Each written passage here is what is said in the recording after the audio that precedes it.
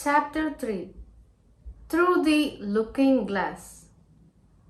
Fresh from his success at YMCA, Sneha Children's Home, Shelter Home for Boys, was the second teaching center that Matt took on. And soon after that, Matt's first girls' center, Maria Children's Home, Kochi.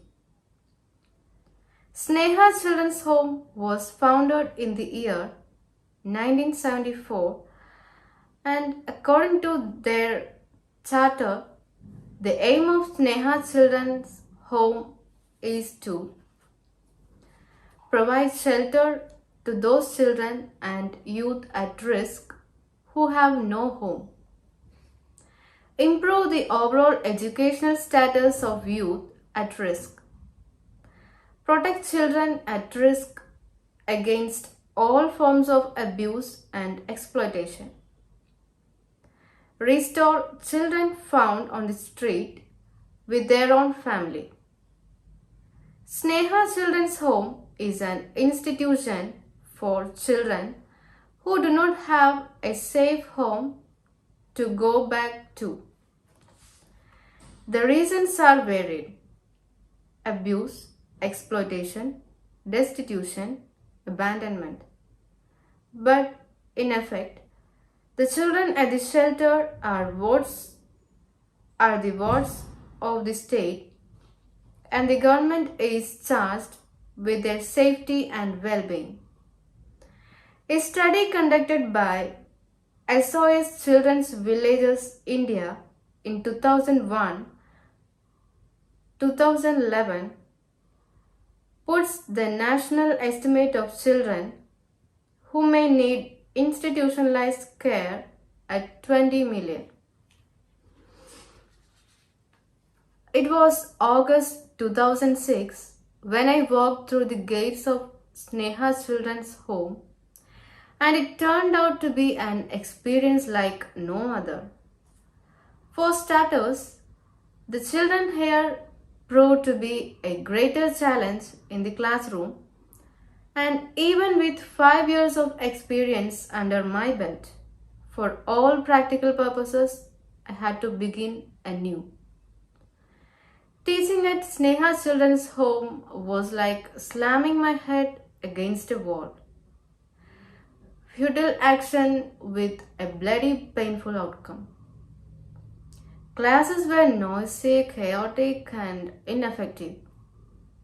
At best, the students were indifferent, and at worst, they were seriously disruptive. The mad volunteers were constantly hauled up by the administrators of Sneha Children's Home for failing to curb student indiscipline in the classroom.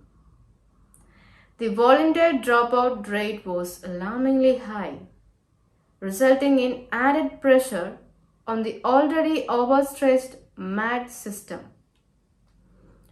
Most of the days, I was a co-teacher in the primary section, assisting a soft-spoken young volunteer called Neha. Our students were vibrant little fellows, full of spunk and opinions. They took delight in shredding our class to bits, literally and figuratively. Any teaching material which entered the classroom had an average lifespan of 10 minutes. That was also the average time gap between fisticuffs in the classroom. It took very little for minor disagreements to turn into pounding sessions where the students beat each other half to death in a rather professional manner.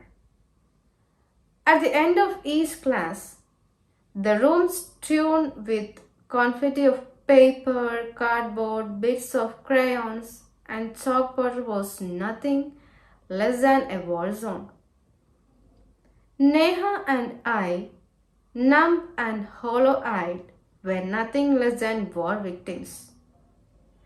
We might have had other feelings like pessimism and despair, if we were capable of any kind of feeling at that point. Luckily, there was never room for anything other than complete exhaustion.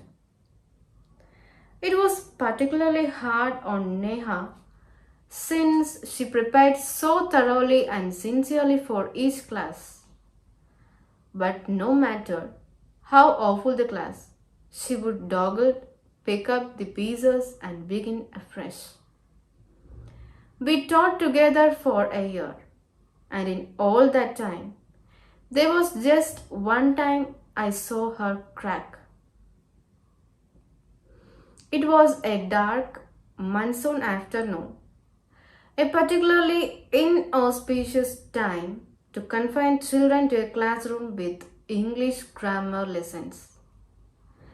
Neha had worked out an intricate lesson plan to teach adjectives. There were charts with definitions, cutouts of trees representing nouns, delicately cut multi-hued leaves inscribed with adjectives, pages of teaching notes, pencils, papers, crayons, and Fevicol.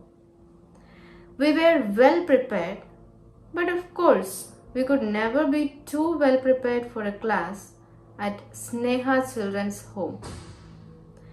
The children were restless and edgy from having been kept inside all day. Tempers were more frayed than usual, and scuffles broke out even as Neha and I stepped into the class. There was a push, a shout, and the sound of a falling desk. The next few minutes were a blur of moving fists and running feet. And then the rolled up charts were snatched from Neha's hands to club an opponent. In trying to retrieve it, Neha dropped her back onto the floor and it was promptly kicked out of sight. When the dust had settled, there were pretty little paper leaves floating in the air and colorful crayon dust under our feet. The charts were in pieces and the floor was sticky with the spilt Fevicol. After the class, while we were cleaning up the room, Neha turned to me. I don't know what more I can do. I am trying as hard as I can. Her voice cracked, and I focused on wiping the floor to avoid looking into her brimming eyes. It had to be acknowledged that we were out of our depth at Sneha Children's Home. That our plans to make a difference were coming to naught. That the odds against our success were much too overwhelming. That it was foolish to leap into a no-win situation simply because we could not bear to stand by. That it was hopeless, desperate, impossible, and that we would do best to cut our losses and run.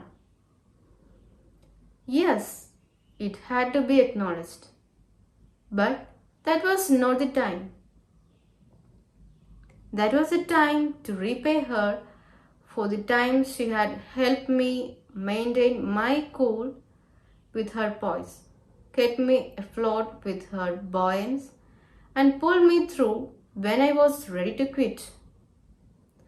Did you notice how quiet they were after the charts stored? I said. In fact, there were no fights at all after that. It's the first time that they sat still for over an hour and allowed us to teach. Neha gave me a watery smile and reached under the desk to pick up some unbroken crayons. Although I had been aiming for a platitude, what I had said was true. For the first time, the kids had shown remorse for their actions. Neha's pain had been sensed and acknowledged. They had been rather quiet and downcast all through the class, and two of the kids had even stayed behind to help us clean up. One of them being Sendil, the most disruptive child in the class. Sendil was a runaway who had been picked up at the railway station, and at 10 years he was attending school for the first time in his life.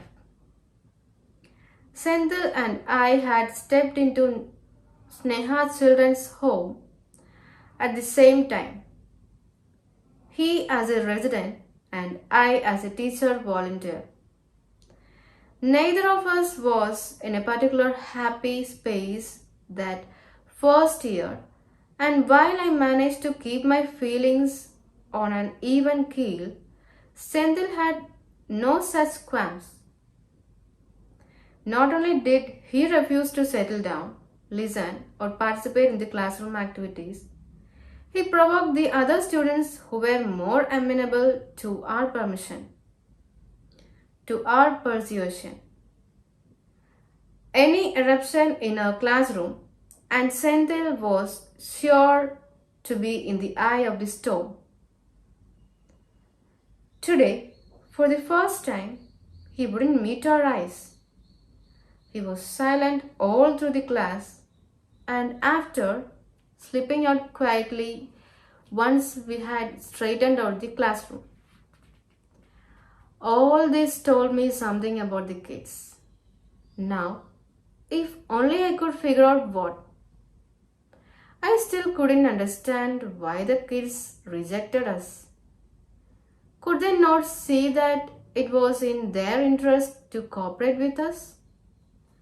Why did they refuse our help in bettering their future? If the chance at a better future did not motivate them, what did? My moment of enlightenment would have to wait. Outside of the class, our tormentors were magnificent fellows with a generosity of spirit that was sometimes breathtaking in its expanse. And always there were unexpectedly tender little gestures that filled the heart to bursting. Each volunteer had a tag-along kid, a kid who had picked you out for special attention and would look for excuses to hang around you. Maybe giving kid would be a better description because he would give you all of his time and attention. He would wait at the gate when you came in, assure you out when you left, and mop if you were absent for a class. He would show you all the school tests in which he had scored well and all the classwork that had received a very good or a star from the teacher. He would always try to find a little gift for you. A flower, a drawing, a bit of craft work, a shiny piece of metal, anything but something. As for me, two of my littlest students had appointed themselves as my guardian angels. They had taken it upon themselves to safeguard my handbag. After each class, they emptied my handbag and reorganized it. All the stuff I had randomly flung into the bag was folded, bundled, and compartmentalized. In the end, all the money was collected from various nooks and pockets. The notes were counted, sorted according to denomination, and put into the wallet. The coins were similarly counted and put into the little money bag. Before handing back the bag, They always told me the exact amount of money in it. They often clucked disapprovingly about my careless habits, and I could never take my bag off my shoulder without one of them appearing to take charge. Their reproachful head shaking and finger waggling never failed to lift my mood and set me smiling. Most days, my two sons, 8 years and 10 years then, accompanied me and played football with the kids after classes. It was easy to spot them on the field because the game always slows down considerably when the ball was in their vicinity. They were no match for my students when it came to skill or speed. The only reason they remained in the game was because the kids were chivalrous enough to scale down their physical ferocity around them. At all other times, the game was fast and furious with players freely exchanging body blows and kicks in the course of the game. The game was never stopped because of injury to a player, and the injured player was expected to limp off the field super quick to avoid being trampled upon by the rampaging throng. The one time an exception was made was when my younger son fell down and scraped his knee. He was escorted off the field by two players and made to sit on the sidelines. All the time, they kept patting him down and mumbling, "Good boy, no problem."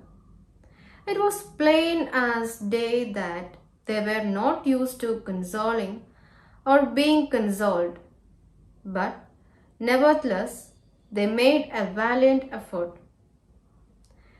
There was no contempt for his fragility or resentment at the lack of sanctuary in their own lives.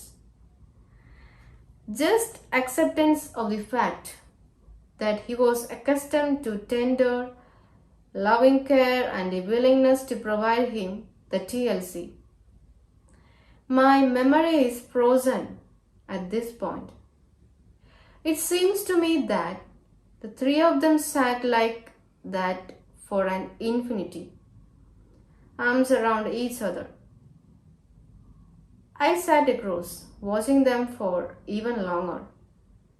The sheer sweetness of that moment made me want to weep, and even today, a mere recollection of the tableau is enough to bring a lump to my throat. Looking back today, I realize that walking through the gates of Sneha Children's Home was probably the most life-changing event I had experienced thus far. I had breached the invisible boundary that springs up around middle-class lives, a line that encircles within it a world of people like us. Every person I had known so far had a life deeply rooted in the bedrock of the predictable. Schooling, job, marriage, family. Occasional storms like illness, divorce, retrenchment were to be waited out till life was back on the familiar track of schooling, job, marriage, and family. In my world, telling a lie was wrong, and truth always triumphed. Laws were meant to be obeyed, and prison was a place for criminals. Home was a refuge, and family meant security. Good education and hard work were the keys to success. We worried about the future of our children and planned for retirement. We paid taxes and cooperated with the government. EMIs were our reality. Hunger and abuse happened within the pages of the newspaper. Now, I was to know people who lived in the eye of the storm. Stability, as I knew it, did not exist in their world. Their world existed outside of the system, and they had no access to the social, financial, and legal benefits that the system bestows on its own. Buffeted as they were by the present, future was not something they planned for. Uncertainty was the only certainty in their future. They really did live in the moment, and there was nothing glamorous about this lifestyle. For 40 odd years, I swam around contentedly within the safe and sanitized confines of my little world. The wider world, as seen through the newspapers and television, was outside my realm.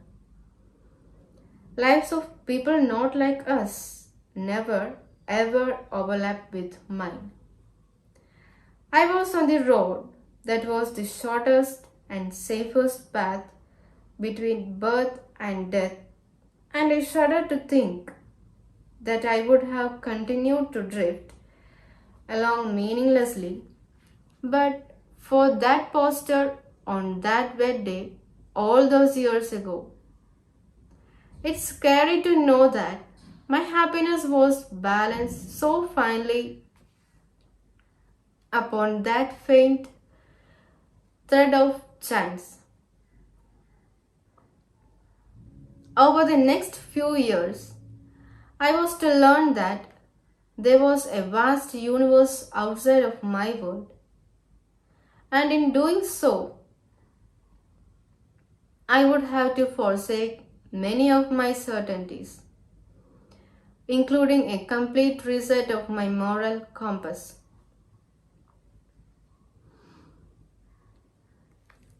This process of relearning began almost as soon as I started teaching at Sneha Children's Home. On a wet, cold Sunday evening, when I was on my way back home after my classes,